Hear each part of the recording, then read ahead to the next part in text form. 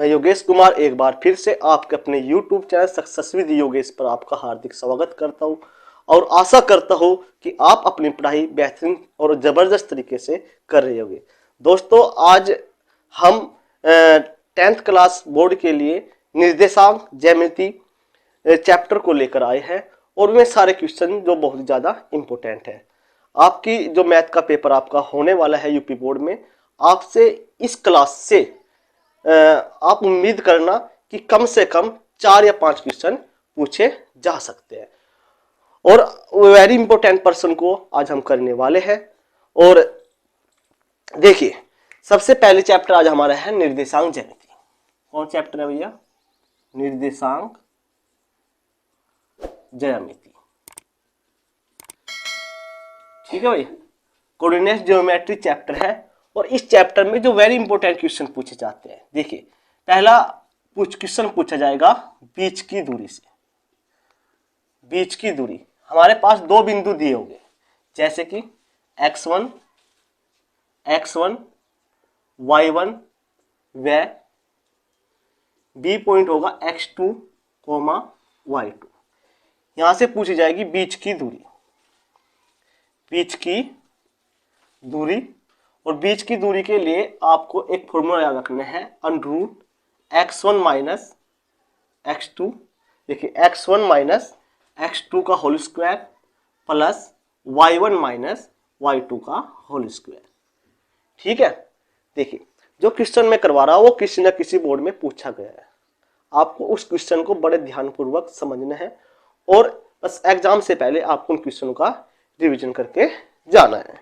चलिए, हमारे पास पहला क्वेश्चन है, देखिए 5,0 और -12,0 कि क्या निकालनी है? बीच की दूरी निकालनी है। बीच की दूरी ज्ञात कीजिए। तो क्या करना है? देखिए x1 y1 x2 और y2। तो बीच की दूरी हो जाती है, यानी डिस्टेंस √ सूत्र याद रखेंगे, x1 माइनस x2 का whole square plus y1 minus y2 का होल स्क्वायर। चलिए यहां पर वैल्यू पुट कर देते हैं। देखिए x1 की वैल्यू कितनी है? 5 माइनस x2 की वैल्यू कितनी है? -12, और माइनस हमारे पास पहले से है तो माइनस और माइनस हो जाता है हमारे पास प्लस, यानी +12 इसका होल स्क्वायर प्लस y1 की वैल्यू है हमारे पास 0 और y2 की वैल्यू कितनी है हमारे पास? ये भी 0 है, इसका भी होल स्क्वायर। तो √5 में 12 जब जोड़ते हैं तो कितना आता है? 17, और यहाँ 0 में से 0 घटाते हैं तो 0 स्क्वायर, तो यानी 17 स्क्वायर। 17 स्क्वायर में क्या लिखते हैं? 17 गुना 17। तो आंसर क्या आता है आपका? 17। यानी आपकी जो बीच की दूरी है वो कितनी आ जाती है? 17 यूनिट आ जाती है। ये आपको याद रखना है। अगर दूरी सेंटीमीटर में दी हुई है तो सेंटीमीटर में रखेंगे, तो यहाँ पर दूरी किस में है? यूनिट में, तो हम 17 यूनिट इसका सही आंसर आ जाता है। ये क्वेश्चन 2019 में आपसे पूछा गया था। ठीक है भाई, चलो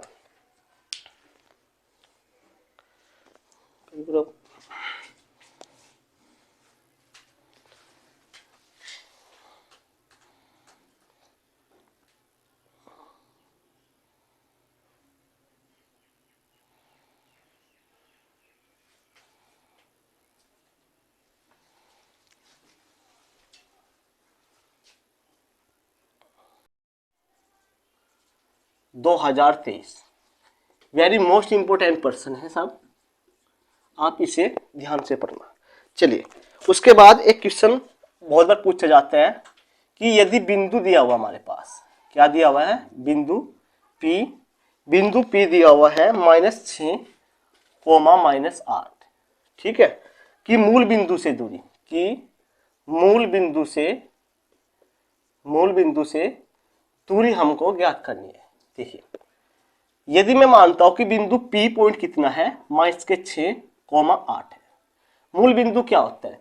मूल बिंदु होता है कि यहां जहां पर x अक्ष, देखिए ये x अक्ष होता है और ये होता है हमारे पास वाई एक्स। यदि एक्स अक्ष पर भी 0, यानी ये जो पॉइंट होता है ये होता है आपका ओरिजिन पॉइंट, जिसे हिंदी में बोलते हैं मूल बिंदु। यानी यहाँ पर जो हम दूरी चलते हैं वो एक्स अक्ष पर भी 0 चलते हैं और इस वाई अक्ष पर भी हम 0 चलते हैं। यानी कुल मिलाकर हमको याद रखना है कि जो मूल बिंदु होते हैं वो हमारे पास 0,0 होते हैं। ठीक है, चलिए तो यहाँ से हमको क्या निकालनी है, बीच की दूरी फाइंड करनी है। देखिए यदि मूल बिंदु, दूसरा बिंदु मैं क्यों मान लेता हूं, जो कि मूल बिंदु है 0,0, तो यहाँ x1 y1 और x2 और y2 मान लेते हैं।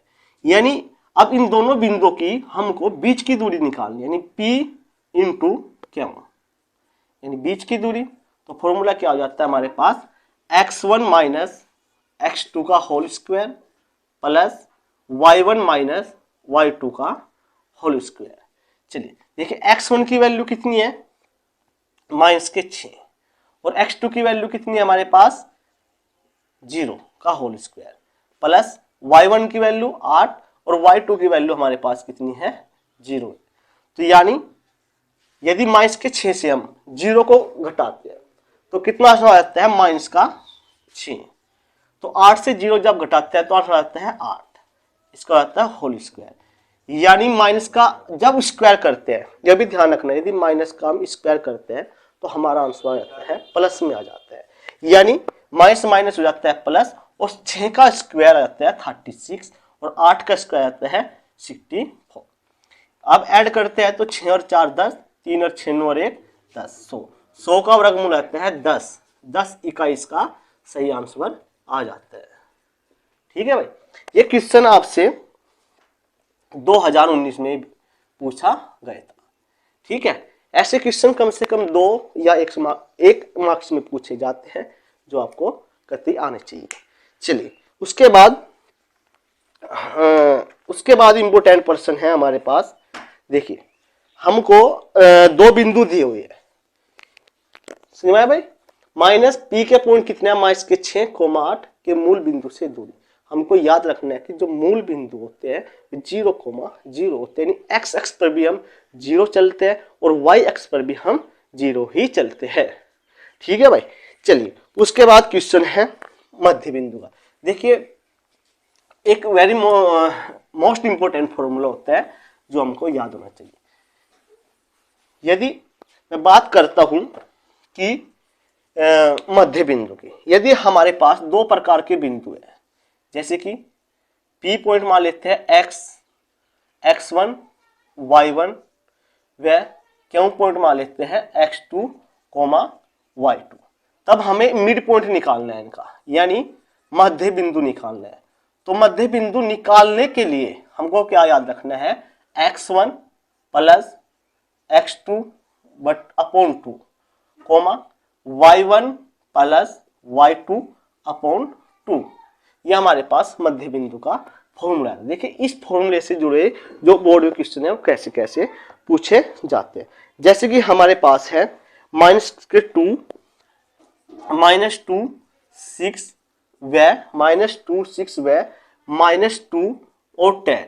क्वेश्चन नंबर 2 हमारे पास है, का मध्य पॉइंट हमको ज्ञात करना है। देखो मध्य बिंदु निकालने के लिए क्या फॉर्मूला है, देखिए सबसे पहले हमें मानना है कि ये x1 है, ये y1 है और ये x2 और y2 है। ठीक है भाई, इन पॉइंट को मान लेंगे x1 y1 x2 और y2। हम क्यों निकालना क्या है, मध्य पॉइंट, और मध्य पॉइंट निकालने के लिए जो फॉर्मूला दिया है वो क्या है, मध्य पॉइंट।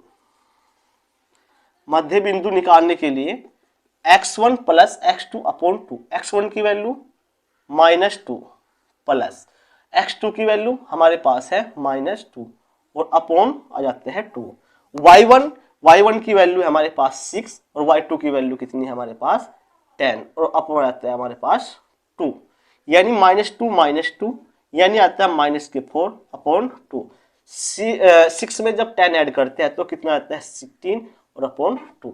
देखिए 2 2 जा 4 यानी -2 और 2 8 जा 16 यानी 8। इसके जो मिड पॉइंट आ जाते हैं वो आ जाते हैं -2, 8। ये क्वेश्चन भी आपसे 2020 में पूछा गया प्रश्न है।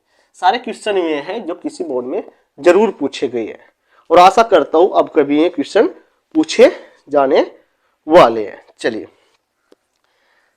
नेक्स्ट क्वेश्चन डालिए।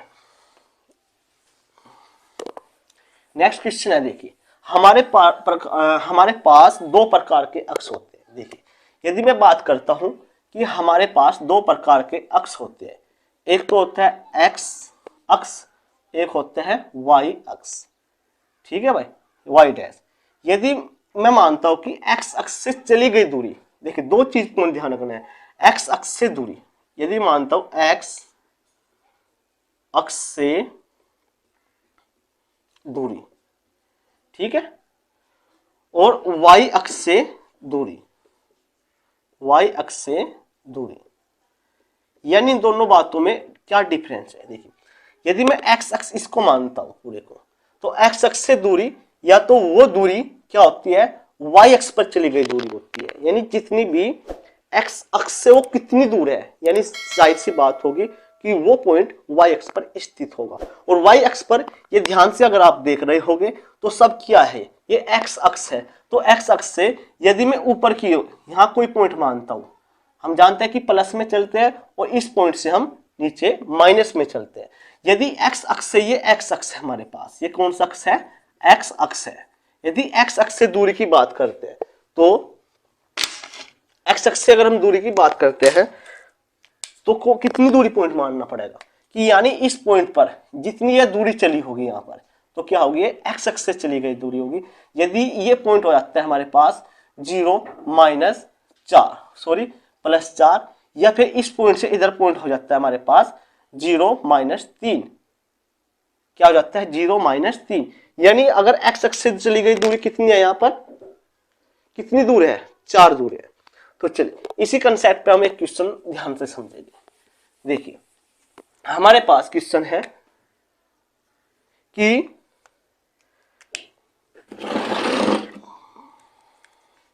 -3 और 4 की एक्स अक्ष से दूरी, -3, 4 से एक्स अक्ष की दूरी, ये हमको ज्ञात करनी है।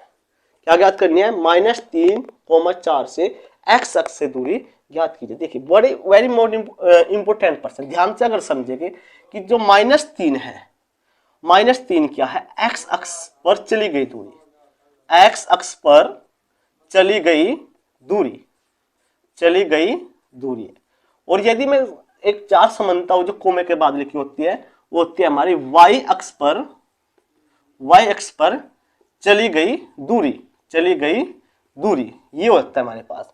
लेकिन क्वेश्चन में क्या पूछा है कि एक्स अक्ष से की दूरी ज्ञात करनी है, एक्स अक्ष से दूरी, एक्स अक्ष से दूरी ज्ञात कीजिए। देखिए तो एक्स अक्ष से दूरी यानी इसका मतलब है कितनी दूरी पर एक्स अक्ष स्थित है, तो यानी कितनी दूर है, 4, तो इसका आंसर कितना आता है हमारे पास 4। अगर ये पूछता कि वाई अक्ष से दूरी कितनी है तो आता आंसर इसका -3।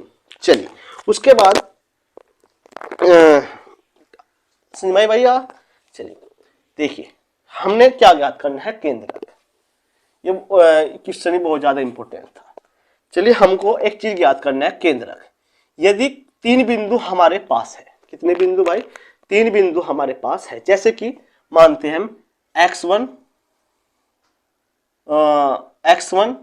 कितने बिंदु मानते हैं, 3 बिंदु, x1 y1 x2 y2 व x3 y3, ये 3 पॉइंट हमें को मिलते हैं। तो पूछता क्या है क्वेश्चन में कि केंद्रक ज्ञात कीजिए, तो हमें केंद्रक ज्ञात करने के लिए क्या करना होता है, केंद्रक ज्ञात करने के लिए केंद्रक के जब निर्देशांक पूछे जाते हैं तो हमको ध्यान रखना है कि x1 + x2 + x3 अपॉन 3, इसी प्रकार y1 + y2 + y3 अपॉन आ जाते हैं हमारे पास 3। ये केंद्रक निकालने का हमारे पास फॉर्मूला हो जाते हैं, x1 + x2 + x3 upon 3, y1 + y2 + y3 upon 3। चलिए इसी बेस पर हम एक क्वेश्चन करते हैं। क्वेश्चन है हमारे पास कि 7 देखिए क्वेश्चन नंबर 4 है 7,4 7 कोमा 7,5 और 5,7 और -3,3 है। क्या पूछा गया कि केंद्रक ज्ञात कीजिए इसके। क्या ज्ञात करना है दोस्तों हमने? केंद्रक। तो ध्यान से समझिए। देखिए सबसे पहले इसे x1, इसे y1, इसे x2, इसे y2 और तीसरा जो पॉइंट है x3 उसे मान लेते हैं y3। ठीक है, तो x1, x2, x3 उसके बाद y1, y2 और y3 मान लेते हैं। चलिए देखिए केंद्रक हमको ज्ञात करना है, तो कैसे ज्ञात करेंगे? x1 यानी 7 प्लस x2 यानी 5 प्लस x3 यानी ये प्लस का है तो ये माइनस का है, ध्यान रखिए माइनस का 3 अपॉन हो जाते हैं 3। उसके बाद y1 plus y2 plus y3 upon 3। y1 की वैल्यू 5, y2 की वैल्यू 7 और y3 की वैल्यू आती है 3 अपॉन आ जाता है 3। तो उसका मतलब देखिए 7 और 5 12, 12 में से 3 जाते हैं, कितने बच जाते हैं? 9 अपॉन 3। 7 और 5 12, 12 और 3 हो जाते हैं हमारे पास 15 अपॉन 3। तो 3 जा 3 से 3 जब कैंसिल होता है तो कितना बच जाता है? 3 और 3 5 जा 15 यानी आ जाते हैं आंसर 5। तो इसके जो केंद्रक आ जाते हैं वो कितना आते हैं? 3,5 इसका सही केंद्रक है। तो इस क्वेश्चन को करने के लिए आपको सिर्फ फॉर्मूले की जरूरत है और फॉर्मूला की आपका पहले ही प्रयास में आपका क्वेश्चन आ जाएगा। चलिए उसके बाद देखिए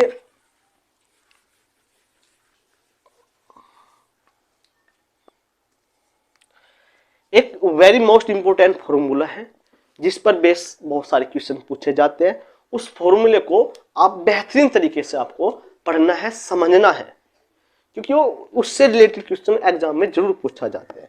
देखिए उसके एक फॉर्मूला हमारे पास है, जैसे कि त्रिभुज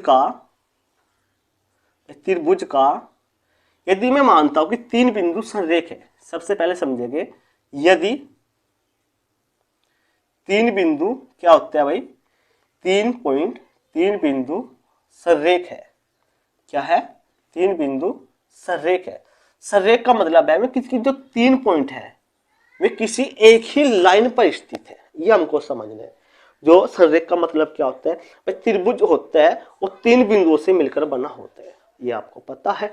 यदि 3 बिंदु हमारे पास एक ही लाइन पर स्थित होते हैं तो ऐसा कोई सिस्टम या कोई तरीका है ही नहीं कि जिससे आप एक त्रिभुज बना सकते हैं। जब आप त्रिभुज ही नहीं बना सकते तो जाहिर सी बात है कोई त्रिभुज का कुछ एरिया नहीं होगा, अर्थात त्रिभुज का क्षेत्रफल 0 हो जाएगा। यदि मैं 3 पॉइंट कहीं भी मानता हूं, जैसे कि मान लेता हूं 3,4 या 5,6 या 7,8। संरेख का मतलब क्या होता है कि एक ही रेखा पर स्थित है। तो इसका क्या मतलब है कि ऐसा कोई तरीका है नहीं कि मैं एक त्रिभुज बना दूं। मैं तीनों बिंदुओं को मिलाकर त्रिभुज नहीं बना सकता मैं, इसलिए त्रिभुज का एरिया 0 होगा, ये हमको याद रखना। कुल मिला के यह बात समझते हैं कि यदि 3 बिंदु संरेख है तो त्रिभुज का क्षेत्रफल त्रिभुज का क्षेत्रफल क्या होगा मेरे दोस्तों?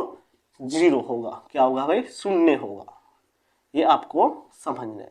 लेकिन त्रिभुज का जो क्षेत्रफल है वो कैसे निकालते हैं उसके लिए स्पेशल होता है हमारे पास एक फॉर्मूला। उस फॉर्मूले को याद करने की एक छोटी सी ट्रिक आपको ध्यान रखनी है।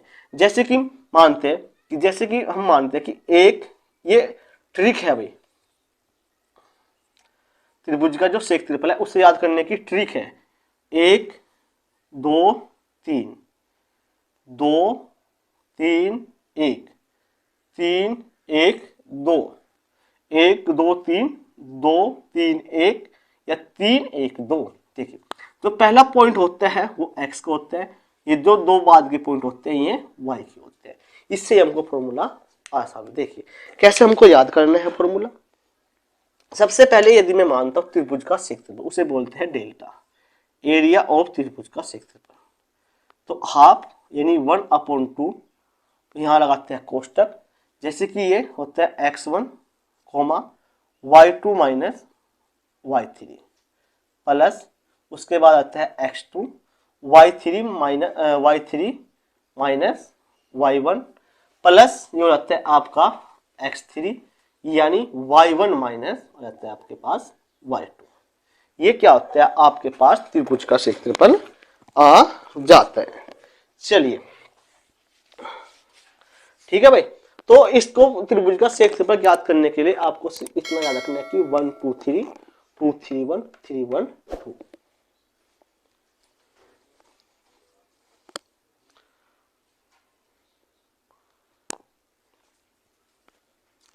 तो आपको याद रखना है। देखिए, तो उम्मीद करता हूँ आपको ये क्वेश्चन ये फॉर्मूला याद हो चुका होगा। चलिए इसी बेस एक क्वेश्चन हम करते हैं और बहुत अच्छा क्वेश्चन है। देखिए 3 पॉइंट हमारे पास है, जैसे कि क्वेश्चन नंबर है हमारे पास 1 -1 -4 और 6 तथा -3 और -5 है। ये एक त्रिभुज के शीर्ष है और त्रिभुज के शीर्ष से हमें त्रिभुज का क्षेत्रफल ज्ञात करना है। तो त्रिभुज का क्षेत्रफल को ज्ञात करने के लिए आपको देखिए सबसे पहले क्या काम करना है। ये पॉइंट मानने हैं x1 y1 x2 y2 x3 और y3। ये क्वेश्चन बहुत इंपॉर्टेंट है भाई, 2019 और 20 में क्वेश्चन पूछा गया था, इसलिए आप तैयार करके जाना इसको। चलिए, तो त्रिभुज का जो क्षेत्रफल होता है मेरे दोस्तों वो होता है 1/2 x1 यानी 1 y2 यानी 6 y3। देखिए यहाँ ध्यान रखेंगे ये माइनस का है और माइनस का क्वेश्चन में दिया तो माइनस की जब गुना माइनस में करेंगे तो आ जाता है प्लस, यानी माइनस माइनस आपका जाता है प्लस। ठीक है, तो x1 y2 और y3 plus x2 x plus minus minus यानी आता है 4। उसके बाद y3 की वैल्यू माइनस के 5 y1 माइनस और माइनस आता है प्लस यानी प्लस का 1। उसके बाद प्लस x3 यानी माइनस का 3 y1 की वैल्यू माइनस के 1 और y2 की वैल्यू आ जाती है माइनस के 6। चलिए 1/2 जब 6 में 5 जोड़ते हैं तो 11 की मल्टीप्लाई 1 में करते हैं तो 11 ही आ जाता है। माइनस के 4 और -5 की जब 1 ऐड करते हैं तो माइनस के 4 आ जाते हैं। यह आता है माइनस के 3 -1 -6 जब ऐड करते हैं तो माइनस के 7 आ जाते हैं। चलिए 1/2 11 माइनस माइनस प्लस 4 4 जाता है 16 और माइनस माइनस प्लस 3 7 जाता है 21। चलिए इसको हम ऐड करते हैं तो 1/2 देखिए कितना आते हैं 20 30 20 और 10 30 40 40 और 6 46 47 48 48 आ जाते हैं। काटते हैं तो 2 जा 4 2 4 जा 8, तो इसका जो आंसर आता है वो आता है 24 वर्ग मात्रक। ये याद रखेंगे वर्ग मात्रक इसका आंसर आ जाता है। ठीक है भाई, तो कुल मिला के हम त्रिभुज का क्षेत्रफल ज्ञात करने के लिए आपको एक छोटी सी ट्रिक याद रखनी है जिससे आपको एक फॉर्मूला आसानी से याद हो जाएगा। ठीक है, चलिए वेरी मोस्ट इंपोर्टेंट पर्सन था और इसी बेस से यदि 3 बिंदु सरेगा त्रिभुज का क्षेत्रफल 0 होगा, इस कंसेप्ट से क्वेश्चन हर वर्ष पूछा जाता है। उस क्वेश्चन को करने के लिए आपको क्या करना है देखिए।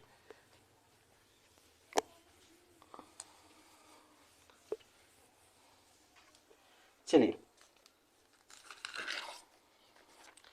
आपके पास क्वेश्चन है कि 2 3 एक पॉइंट हमारे पास है 2 3 ए पॉइंट और बी पॉइंट हमारे पास है 4 के और सी पॉइंट हमारे पास है 6 के 3। ये पॉइंट जो है सररेख है। क्या भैया सररेख है। तो के की वैल्यू फाइंड कीजिए। तो के की वैल्यू ज्ञात करनी है। देखिए ये एग्जाम में इस क्वेश्चन को करने के आपके पास 2 तरीके होते हैं। एक तरीका तो वो होता है जब ये क्वेश्चन एग्जाम में दो तरीके से पूछा जाता है। ये क्वेश्चन जब ऑब्जेक्टिव में पूछा जाता है तो उसको करने का अलग तरीका होना चाहिए, और जब ये क्वेश्चन 2 या 3 मार्क्स में पूछा जाता है तो इस क्वेश्चन को करने का अलग तरीका होता है।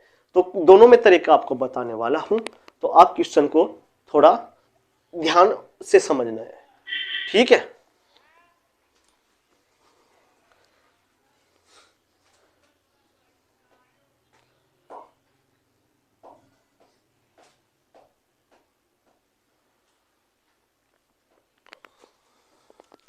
चलिए हम क्वेश्चन को कर रहे हैं। देखिए सबसे पहले पॉइंट मानते हैं x1 y1 और x2 y2, इससे पॉइंट x3 इसे मान लेते हैं आप y3। तो हमको ध्यान रखना है कि त्रिभुज का क्षेत्रफल का फॉर्मूला क्या होता है, आपको अभी बताया। तो 1/2 की ये याद रखना है आपको, 1 2 3 2 3 1 और 3 1 2, यानी x1 y2 minus y3 plus x2 यानी y3 minus y1 plus x3 यानी y1 माइनस y2, ये आपको याद रखना है। चलिए x1 की वैल्यू पुट करते हैं, वैल्यू यहाँ x1 की वैल्यू कितनी है 2, y2 की वैल्यू कितनी है भैया k, और y3 की वैल्यू कितनी है भाई y2 की वैल्यू k, माइनस और माइनस हो जाता है आपके पास प्लस, y3 की वैल्यू कितनी है 3, x2 की वैल्यू हमारे पास 4 है और y3 की वैल्यू माइनस के 3 और y1 की वैल्यू कितनी है माइनस के 3 प्लस x3 की वैल्यू 6 और y1 की वैल्यू कितनी है 3 और y2 की वैल्यू हमारे पास k है। ये आपको याद रखना है।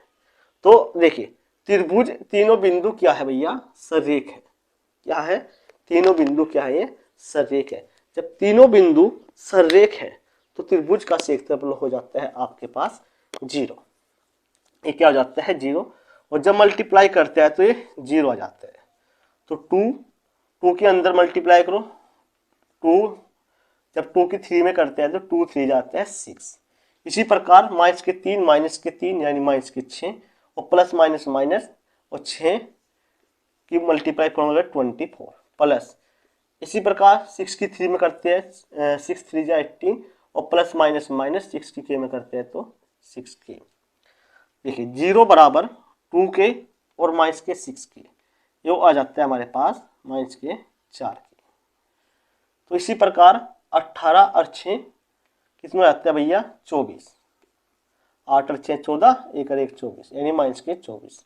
तो 24 से 24 कैंसिल हो जाते हैं, यानी 0 बराबर माइनस के 4k या 4k बराबर माइनस 0 या k बराबर आता है 0/4, यानी जब 0/4 होता है तो आंसर आता है आपके पास 0।